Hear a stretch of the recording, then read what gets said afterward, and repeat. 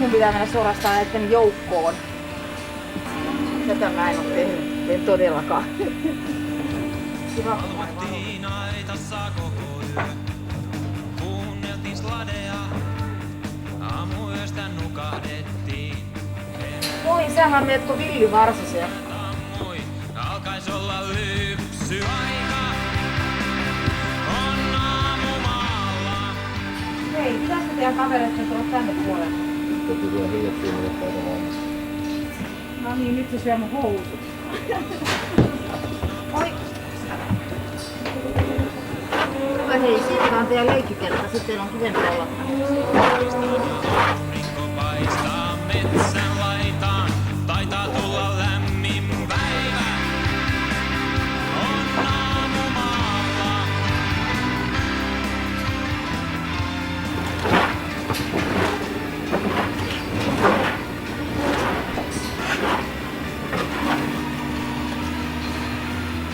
No linkkuus nyt supanna. Eikö turpa? Mitä tänne laitetaan nyt tilalle sitten? Turve. No. Mut kuinka usein tää niinku tehdään yleensä? Päivittäin.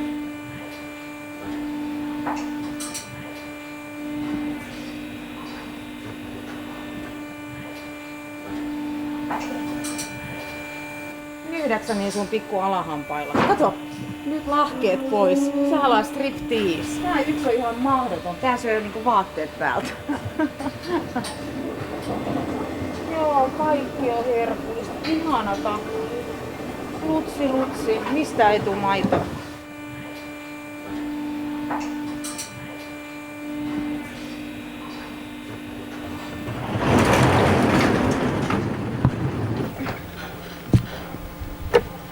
Älä vaan sano, että mun pitää tätä työntää tai vetää jonnekin. Saatko kokeilla?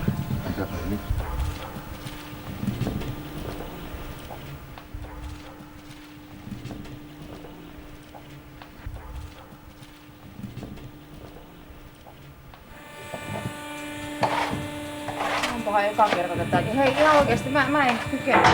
Tuonne vaan niskaa vai? Mä en tiedä, ei varmaan tullut kivalta. Mä huutaisin. Silleen en ole kauheasti tehnyt, että kerran mä oon sitä lypsämistä kokeillut. Se meni ihan hyvin. Nyt sitten tänään niin siivottiin ne pikkuvasikoitten ne karsinat. Et se oli niinku, mä oon aivan ihastunut niihin pikkuvasikoihin. Veikko teki ihan suunnattoman myönnytyksen, kun me oltiin eilen vähän ruokaustoksilla. Niin no vähän mua hävetti itse ainakin, pakko myöntää. No mikä? No, kun mä tykkään kyllä maidosta, mutta se on aika tuhtia tavaraa toi Veikon maito, niin kyllähän sitten myöntyi siihen, että mä sain oman purkin rasvatonta maitoa. Oi! Mutta tietenkin se vähän nolotti, että Niin. maitotilallinen ostaa sitten rasvatonta maitoa. Kyllähän tää varmaan tää ympäristö meni sen nämä hommat, ei näissä varmaan mitään ihmeellistä, mutta kaikkein suurin sietäminen täällä on isännästä ja se kaikki pinttyneistä tavoista. Se on kyllä totta. Pauliinalla on vielä, Veikko, kokeilematta se traktorilla ajaminen. Mitä sä luulet, miten Mimmi suoriutuu? Ja viekö sydämen sitten iso kone? En tiedä. Se voi olla, että naiset kammoksuu semmosia isoja vehkeitä. Meillä ei ole sama kieli tämän härvelin kanssa. Mitä se kissa tekee? Nyt se syö mun lehmän sieltä nousee.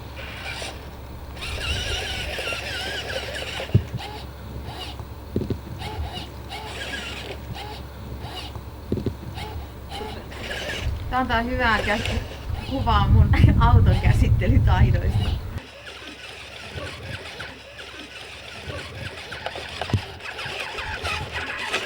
Mä oon jotenkin tykästynyt näihin ja se jotenkin sopii hyvin, kun on runko huoleharmaa ja vanteet on tuskanpunaiset ja sitten tää muu väri niin on vekselivihreä.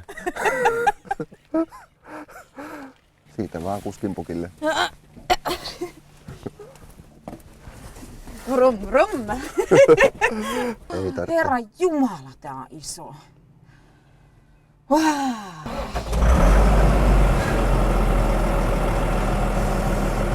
No niin, nyt lähtee. Pannaan vähän kaasua.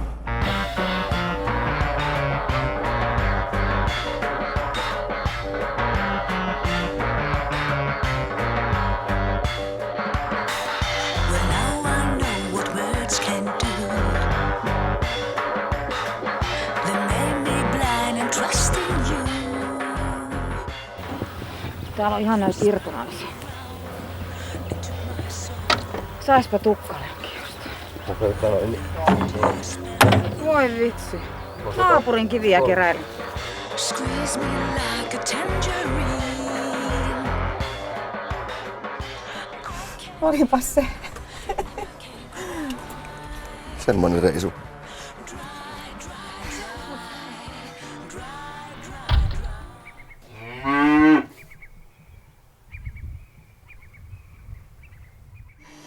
Tapasin sitten Veikon pojat, eli he tuli tänne näin Veikon tilalle.